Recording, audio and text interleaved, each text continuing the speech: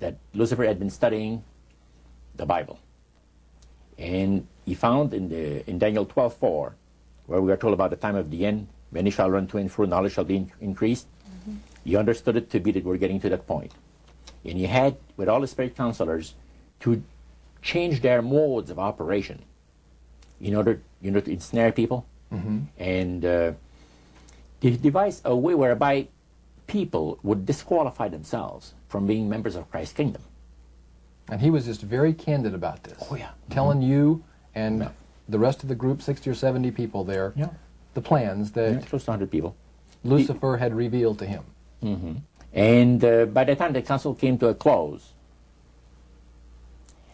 they had three major policies that were going to be followed. First, they were to see to it that humans would be made to believe that Satan and his angels do not really exist. Because up to that time, you could walk down a street of Paris and you would have signs that would say where you have a soothsayer or, or a fortune teller of some type, and if you want to put a curse on someone, you could go and see this other old lady over there, the old witch, that's the way it goes. But now it had to change. Lucifer says, we have to make sure that people, humans, get to believe that Satan and his angels do not really exist. Roger, that's interesting because a recent research study report that I read indicated that in a national survey, I believe it's over 75% of people do not really believe in a real tangible devil. But there is one. Oh, yeah. Now, the next thing, the three parts policy that they had adopted there, the second one was to find a way of being able to get total control of people's minds.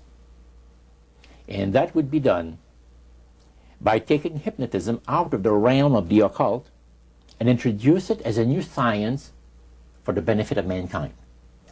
So part of what the high priest told you was Satan's strategy to take total control of people's minds. They felt that by taking hypnotism out of the realm of the occult and introducing it as a new science for the benefit of mankind, they could then use people of great renown, educators, people of capacity, that would do great things, such as supposedly regress people in time to former lives that they had. And of course, after the session is over, the person would not know a thing about ancient history, and the person that she or he has talked about performing, certain deeds, we'll say 3,000 or 4,000 years ago. But this was their strategy. Now, what this would do for the thing is this, that it would create in the minds of the general public, solidly set in the mind of the general public, an unwavering trust in that great deception. In other words, people could, they would believe it. This person was hypnotized, was regressed in time to, former lives, and did this and did that, and no deception. Maybe Alexander the Great, we would say, and some of his generals and people like that. And the person, after the session is over, comes out of hypnotism, and he or she doesn't know what she's talked about. So now this would be a way of de-Christianizing the Western world through the avenue of mysticism. Now the time came when Lucifer decided that he had to choose a person to initiate this thing. And Franz Mesmer, which was an Austrian physician, was chosen. Because the priest told you all of this? Oh, yeah. Okay. Because he was most capable.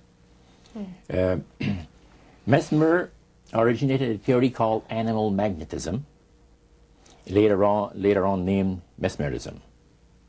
Mesmer was led by the spirits to believe, and this is what the priest said, was led by the spirits to believe that certain persons have a magnetic influence within themselves, so to speak, that would cause them to have great power over other persons, even to the point of placing them into a trance. And at that time, that was readily accepted by people in general, at the time that Mesmer lived. So people realized, you know, that some people got a capacity to put you into a trance. That's the way. Now, by the time that he died, in 1815, a lot of the physicians in Europe were using hypnotism as a means of anesthesia. Now, hypnotism is the same as mesmerism? That's right.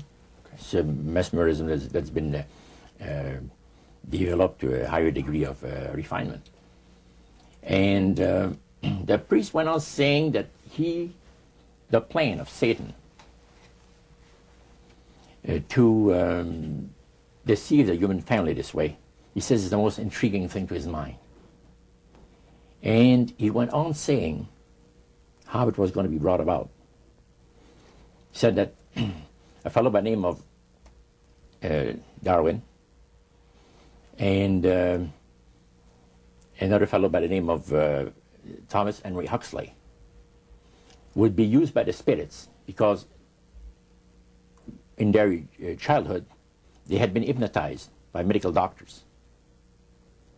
And they figured that they would be real good subjects to lead the people into this belief that they had, that Satan wanted to bring into people's lives. Now, what were those 3 points again, Roger? The 3 things were, number 1, that they did not want Satan did not want the human family to think that he or his angels existed. Right. The second point that you made had to do with taking control of people's minds. That's right. The third point was what? Was to destroy the Bible without burning it. Okay. See? And what was his strategy on that? On that, it was very interesting. Because after the Great General Council, it was decided that Satan would tutor Charles Darwin personally in setting up the principles of his theories of evolution. He was tutored by Lucifer himself, the fallen Lucifer. And at that time, it was understood, Satan and his spirit counselors understood that if a person was led to believe in the theory of evolution, it would, in his life, destroy completely the creation week of the Bible, the fall of man, and the plan of redemption. It would do away with it. In one fell swoop. Yeah. Now, he made a unique statement. He said that according to the spirits, anyone that teaches a theory of evolution is considered to be a minister of a great religious system. See, they call it the religious system, the theory of evolution, because it is a system of schooling people and getting them to disqualify themselves from being members of Christ's kingdom. And he said that every teacher of that theory is recognized by the spirits as a person of great value and receives a very special unction from Satan himself, giving great power to induce spiritual blindness, to convince and convert. 3 capacities are given to those teachers of the theory. Then, that's not all. The priest says that Satan considers the teachers of the theory of evolution to be so valuable to him that in the sight of all the inhabitants of the galaxies, he assigns a retinue of bright, beautiful angels to follow that educator all the remainder of his life. And that in the sight of the inhabitants of the galaxies is the greatest honor that he can bestow upon his workers, upon mankind, and to, until the controversy is finished. That was quite enlightening. Now, the high priest was talking just sort of like a preacher would talk up front. Was he enthusiastic? Did he seem like he had bought into this and was excited about it? Oh yeah, he believed it 100%, no question about it, everything. Why would he be so excited about spirits trying to deceive human beings? Because obviously out of this council of the 1700s, deception was a major part of the strategy. Why? Well, he says it's deception. It's like politics. You believe in one candidate, the